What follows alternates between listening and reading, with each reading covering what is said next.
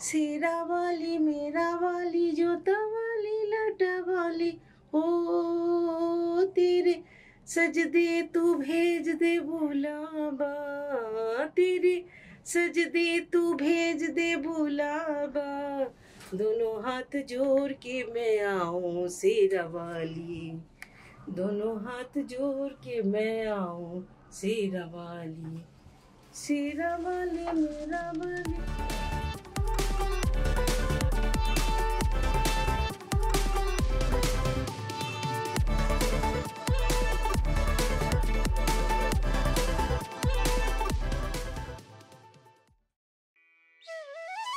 সবার উপরে আমরা দেখলাম মা অম্বা দেবী, যা সতীপীঠের ৫১ সতীপীঠের একটি পীঠ, যেখানে মায়ের উদর পড়েছিল।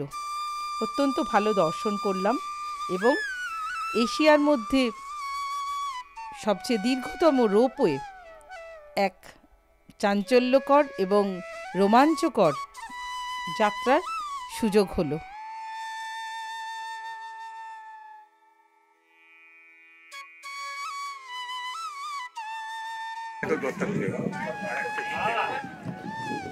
গোরখনাথ ওর পরেরটা ওইটা ওটার পাশ দিয়ে যায়।